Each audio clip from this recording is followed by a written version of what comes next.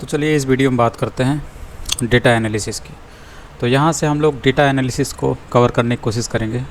तो इनको धीरे धीरे कवर करेंगे जितने भी टॉपिक हैं। एआई है, जनरेटिव एआई है, चैट जीपीटी के बारे में आपको तो पता ही होगा। चैट जीपीटी 4 ने पूरी दुनिया में इस समय तहलका मचा दिया था।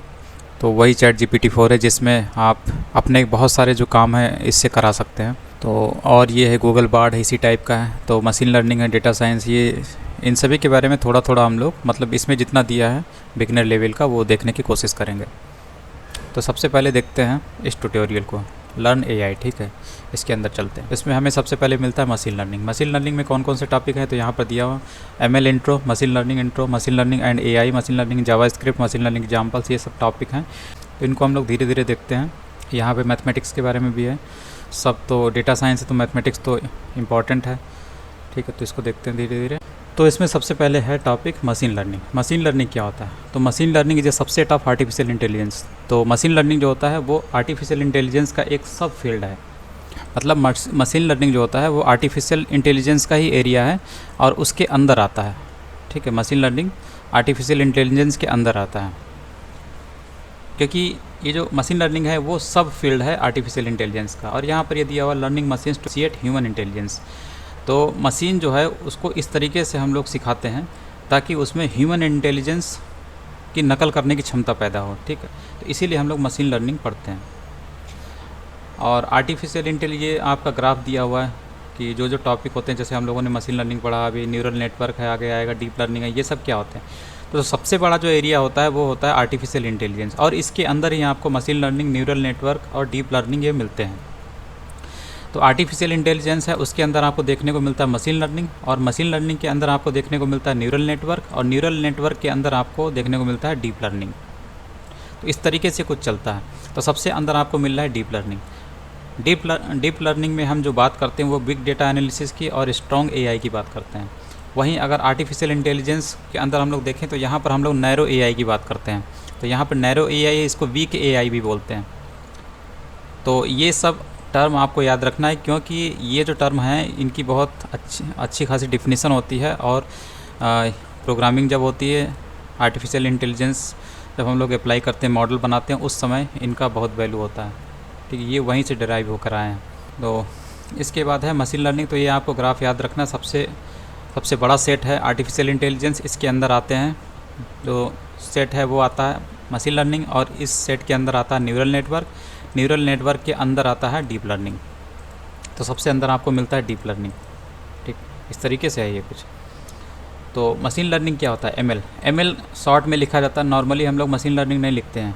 अक्सर हम लोगों को देखने को मिलता है कि हम लोग कहीं भी देखेंगे तो एमएल एजेंट होता है, मशीन लर्निंग एजेंट होता है। जैसे अक्सर आपने गेम में देखा होगा, लिखा होता है, तो वहाँ पर यही मतलब होता है मशीन लर्निंग एजेंट। ठीक है, तो एमएल इसको शॉर्ट में लिखते हैं। तो यहाँ पर ये बता रहा है कि traditional programming uses known algorithms to produce results from data. तो ट्रेडिशनल प्रोग्रामिंग, जैसे हम लोग जितने भी अभी प्रोग्रामिंग पढ़ते हैं, सी हो गया, C++ हो गया, जावा स्क्रिप्ट हो गया, जितने भी प्रोग्रामिंग पढ़ते हैं, जावा हो गई और C# हो गई, तो ये सब क्या ट्रेडिशनल प्रोग्रामिंग है। इसमें क्या होता है, इसमें नोन एल्गोरिथम्स का इस्तेमाल होता है। ठीक है, नोन एल्गोरिथम्स का इस्तेमाल होता है जिससे कि हम लोग डेटा से रिजल्ट प्रोड्यूस करते हैं। लेकिन मशीन लर्निंग में क्या होता है, जैसे यहाँ पर लिखा हुआ है कि ट्रेडिशनल प्रोग्रामिंग में कुछ इस तरीके का आपको दिखेगा, डेटा पे आपने एल्गोरिथम इस्तेमाल किया और इससे रिजल्ट मिला। लेकिन मशीन लर्निंग में क्या होता है, machine learning new algorithm create करती है। जहाँ ट्रेडिशनल प्रोग्रामिंग होती है वो एल्गोरिथम्स का इस्तेमाल करती है, वहीं जो मशीन लर्निंग होती है वो एल्गोरिथम्स को क्रिएट करती है। कैसे क्रिएट करती है? डेटा और रिजल्ट की मदद से। डेटा को एनालाइज करता है, जैसा रिजल्ट आता है रिजल्ट के अनुसार वो एल्गोरिथम्स बनाता है, यानी सेट ऑफ इंस्ट्रक्शंस बनाता है, और वो बताता है कि इस तरीके के डेटा पे इस तरीके का रिजल्ट लाने के लिए आपको कौन कौन से रूल एल्गोरिथम्स फॉलो करने पड़ेंगे। तो यही मशीन लर्निंग का काम होता है। Machine learning creates new algorithms from data and results. तो ये चीज़ आपको ध्यान रखनी है, ये मशीन लर्निंग का काम होता है कुछ इस तरीके से, और जो ट्रेडिशनल प्रोग्रामिंग होती है उसका काम होता है कुछ इस तरीके से। उसके बाद आता है न्यूरल नेटवर्क्स, जिसको NN शॉर्ट में हम लोग बोलते हैं। तो न्यूरल नेटवर्क क्या है? ये एक प्रोग्रामिंग टेक्निक है, और दूसरे एंगल से कहें तो ये एक मेथड है जिसका इस्तेमाल मशीन लर्निंग में होता है। और ये एक सॉफ्टवेयर भी है जो कि गलतियों से सीखता है, दैट लर्न्स फ्रॉम मिस्टेक्स। ठीक, तो जो न्यूरल नेटवर्क्स होते हैं, these are based on how human brain works. ये इस पर आधारित होते हैं ये नेटवर्क कि ह्यूमन ब्रेन कैसे काम करता है। और आपने पढ़ा होगा ह्यूमन ब्रेन जो होता है उसमें जो मैसेज सेंडिंग का काम होता है वो न्यूरॉन्स करते हैं। तो यहाँ पर भी न्यूरॉन्स का ये कॉन्सेप्ट है। तो neurons are sending messages to each other. Neurons जो होते हैं एक दूसरे को मैसेज भेजते हैं। While the neurons are trying to solve a problem, it is strengthening the connections that lead to success and diminishing the connections that lead to failure. तो यही बता रहा है कि न्यूरॉन्स जो होते हैं किसी प्रॉब्लम को अगर सॉल्व करने में लगे हुए होते हैं तो उस समय जब उनको सक्सेस मिलती है, सक्सेस की तरफ जब वो बढ़ते हैं तो अपने बीच का जो कनेक्शन होता है वो न्यूरॉन्स मजबूत कर लेते हैं। और वहीं अगर उन्हें कहीं पे फेल्यूर दिखता है तो उसके कनेक्शन को वो लूज करने की कोशिश करते हैं ताकि वो कनेक्शन लूज हो जाए और ब्रेक हो जाए, क्योंकि वो फेल्यूर की तरफ हमें लीड करता है।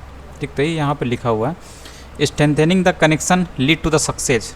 जब प्रॉब्लम को सॉल्व कर रहे होते हैं तो अगर प्रॉब्लम का सलूशन मिल रहा होता है तो उस समय वो अपने बीच का जो कनेक्शन होता है उसे मजबूत करते हैं, क्योंकि इसी की वजह से वो सक्सेस की ओर बढ़ रहे होते हैं। तो यही चीज़ यहाँ पे दिया। इसके बाद आता है परसेप्ट्रॉन्स। ये सब टर्मिनोलॉजी है जो कि आपको ध्यान रखना है। परसेप्ट्रॉन्स क्या होता है? It defines the first step into neural networks. तो परसेप्ट्रॉन्स जो होते हैं न्यूरल नेटवर्क्स में पहला स्टेप डिफाइन करते हैं। It represents a single neuron with only one input layer. जो परसेप्ट्रॉन होते हैं वो एक सिंगल न्यूरॉन को दिखाता है जिसमें केवल एक इनपुट लेयर होती है, कोई हिडन लेयर्स नहीं होती हैं। तो परसेप्ट्रॉन्स मतलब single neuron with only one input layer. उसके बाद है, तो ये जो आपको दिख रहा है ये क्या है? एक सिंगल न्यूरॉन है। ठीक, इसमें एक इनपुट लेयर है जो कि आपको रेड कलर की दिख रही है। इनको क्या बोलते हैं? परसेप्ट्रॉन्स बोलते हैं। उसके बाद है neural network. Neural networks are multi layer perceptrons. तो न्यूरल नेटवर्क्स होते हैं उसमें कई लेयर वाले परसेप्ट्रॉन्स से मिलकर वो बनता है। तो neural networks are multi layered perceptrons. Perceptrons क्या होता है?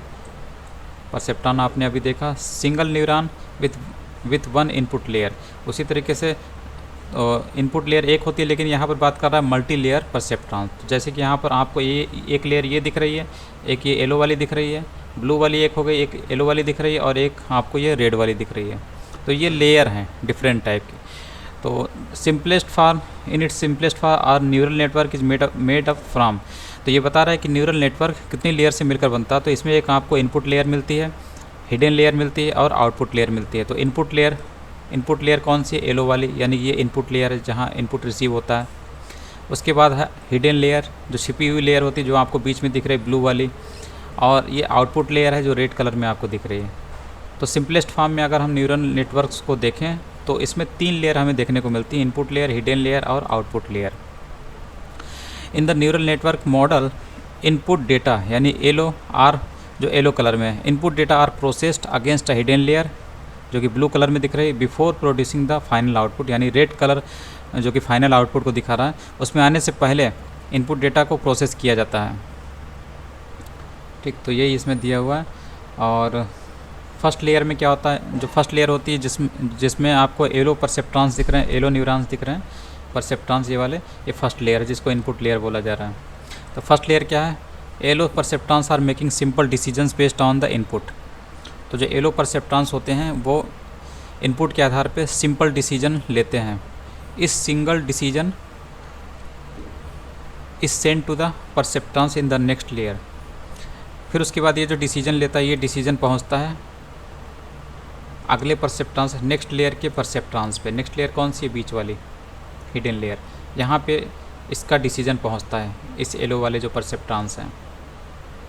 उसके बाद सेकेंड लेयर में क्या होता है? जो कि ब्लू कलर में आपको दिख रही है बीच में, blue perceptrons are making decision by weaving the results from the first layer. First layer यानी येलो वाली जो ये परसेप्ट्रॉन्स है, इनसे जो भी डिसीजन इसे प्राप्त होता है इसको, तो उसके आधार पे ही ये डिसीजन लेते हैं। ये लिखा हुआ है decisions by weaving the results from the first layer. First layer से जो भी रिजल्ट मिल रहा है उसके आधार पे उसका एनालिसिस करके ये डिसीजन लेते हैं। This layer make more complex decisions at a more abstract level than the first layer. तो फर्स्ट लेयर ने जो डिसीजन लिया था उससे ज़्यादा कॉम्प्लेक्स डिसीजन जो होता है इसको लेना पड़ता है, बीच वाले को, हिडन लेयर को। यही यहाँ पर बता रहा है। दिस लेयर यानी बीच वाली जो लेयर है, सेकेंड लेयर यानी ब्लू जो परसेप्ट्रॉन्स हैं उससे बनी जो लेयर है, this layer makes more complex decision at a more abstract level than the first layer. यही चीज़ लिखी हुई है। इसके बाद है deep neural networks. Deep neural network क्या है? ये एक प्रोग्रामिंग टेक्निक है, मेथड बोल सकते हैं इसको, मशीन लर्निंग में जो इस्तेमाल होता है, या एक सॉफ्टवेयर है जो कि मिस्टेक्स से सीखता है। तीनों के लिए वही डिफिनीशन बनती है। यहाँ पर भी न्यूरल नेटवर्क में भी हम लोगों ने भी देखा है, डीप न्यूरल नेटवर्क में भी यही चीज़ है। तो deep neural networks are made up of several hidden layers of neural networks. तो जैसा कि हम लोगों ने ऊपर में पढ़ा था अभी, तो यहाँ पर भी वही चीज़ है कि इसमें भी आपको several hidden layers of neural networks दिखती हैं, जो कि कॉम्प्लेक्स ऑपरेशन करती हैं मैसिव अमाउंट्स ऑफ डेटा के ऊपर। तो यहाँ पर भी आपको several hidden layers of neural networks दिखेंगे। तो यहाँ पर जैसे कि ब्लू वाली जो हिडन लेयर के रूप में काम कर रहे थे, ऐसे और भी दूसरे कलर वाली जो लेयर हैं वो आपको दिखाई देंगे हिडन लेयर के रूप में। इसके बाद आता है कि इस successive layer uses the preceding layer as input. तो ये तो है ही, ये तो आपको वैसे भी समझ जाना चाहिए कि जो भी सक्सेसिव लेयर है, आगे की लेयर, वो अपने पहले वाली लेयर को एज इनपुट की तरह इस्तेमाल करती है। फॉर इंस्टेंस ये एग्जांपल भी दिया हुआ है कि optical reading uses low layers to identify edges. तो ऑप्टिकल जब रीडिंग होती है तो उसमें जो लो लेयर्स होती हैं उनका इस्तेमाल होता है, जो एजेस होते हैं या फिर एंगल्स हो गए या फिर कलर हो गए, इनको आइडेंटिफाई करने के लिए। वहीं जो हायर लेयर्स होती हैं उनको, उसके ज़रिए जो होते हैं लेटर्स को आइडेंटिफाई किया जाता है।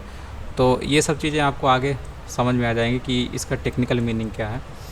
तो in the deep neural network model input data, यानी कि ये जो येलो वाले जो हैं ये इनपुट डेटा है, these are processed against the hidden layers. इनको प्रोसेस किया जाता है अगेंस्ट हिडन लेयर। ये जो बीच में आपको दिख रहे हैं ब्लू वाली और ये जो आपको ग्रीन वाली दिख रही है, ये हिडन लेयर्स के रूप में काम कर रही हैं। And modified against more hidden layers green to produce the final output.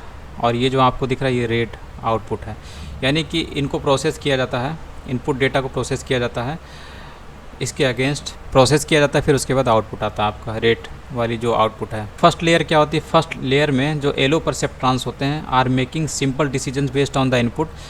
इस पर जो परसेप्ट्रॉन्स होते हैं इनपुट के आधार पर सिंपल डिसीजन लेते हैं।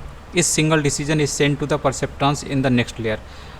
यहाँ से जो इनपुट से जो डिसीजन लिया जाता है, ये डिसीजन भेज दिया जाता है आगे की जो हिडन लेयर्स हैं इनके परसेप्ट्रॉन्स के पास, ठीक, ताकि वो भी डिसीजन ले पाएँ। तो उसके बाद सेकेंड लेयर क्या होती है? सेकेंड लेयर यानी कि बीच में जो आपकी जो लेयर दिख रही है, ठीक, येलो के बाद वाले। तो जैसे ब्लू है, blue perceptrons are making decisions by weaving the results from the first layer. First layer यानी कि येलो वाली जो लेयर थी उससे जो भी रिजल्ट्स मिलता है उसको जो है ये नाप तोल कर उस पर डिसीजन लेती है। और this layer makes more complex decision at a more abstract level than the first layer. First layer की अपेक्षा ये ज़्यादा अच्छे से डिसीजन लेती है। अगर मजबूत डिसीजन है तो उसमें कम्प्लेक्सिटी तो बढ़ेगी। तो ये सेकेंड लेयर में होता है, ठीक है। उसके बाद थर्ड लेयर में होता है even more complex decisions are made by the green perceptrons. तो जो ग्रीन परसेप्ट्रॉन्स है, जो आगे के लेयर है, ये ब्लू वाले के आगे, इसका जो डिसीजन होता है और कम्प्लेक्स होता है। तो इसका जो ग्रीन वाला जो इसके पास जब इसको जब डिसीजन लेना होता है तो ये जो होता है अपने पिछले वाले से भी ज़्यादा कम्प्लेक्स डिसीजन लेता है। ये more complex decisions are made by the green perceptrons. जो ग्रीन परसेप्ट्रॉन्स हैं ये और ज़्यादा कम्प्लेक्स डिसीजन लेते हैं। इसके बाद आता है डीप लर्निंग, जिसको डीएल बोलते हैं। DL is a subset of machine learning. जैसे machine learning is the subset of AI था, वैसे ही जो डीप लर्निंग होता है वो मशीन लर्निंग का सबसेट होता है। तो deep learning is responsible for AI boom of the last year. पिछले साल जो एआई बूम आया था पूरे वर्ल्ड में, उसके पीछे इसी डीप लर्निंग का हाथ था। Deep learning is an advance type of machine learning that handles complex task like image recognition. Image recognition जैसा कम्प्लेक्स टास्क को ये हैंडल कर लेता है। इमेज रिकग्निशन है, फेस रिकग्निशन है, इन सब में इसका इस्तेमाल होता है। तो यहाँ पर दिया हुआ मशीन लर्निंग और डीप लर्निंग में थोड़ा सा अंतर। जैसे कि मशीन लर्निंग जो होता है वो सबसेट ऑफ एआई होता है, वहीं जो डीप लर्निंग होता है वो सबसेट ऑफ मशीन लर्निंग होता है। मशीन लर्निंग में it uses smaller data sets. Machine learning में स्मॉल डेटा सेट्स का इस्तेमाल होता है, वहीं डीप लर्निंग में जो होता है वो लार्जर डेटा सेट का इस्तेमाल होता है। Machine learning trend bye humans. Machine learning में जो ट्रेनिंग होती है वो ह्यूमंस के द्वारा दी जाती है। This is trend bye humans, programming के जरिए हो सकता है, ठीक। वहीं डीप लर्निंग होता है, इसमें क्या होता है मशीन खुद ही सीखना शुरू कर देती है, learns on its own way, ठीक है। अपने खुद से ही मशीन लर्निंग करना शुरू कर देती है डीप लर्निंग में कोई भी मशीन, ठीक। और यही डेंजरस भी होता है, जिसके बारे में वर्ल्ड में अधिकतर बोला जाता है, बड़े बड़े जो साइंटिस्ट हैं कि एआई ख़तरनाक है, तो वो इसी के रूप में आपको दिखता है डीप लर्निंग वाले कॉन्सेप्ट से।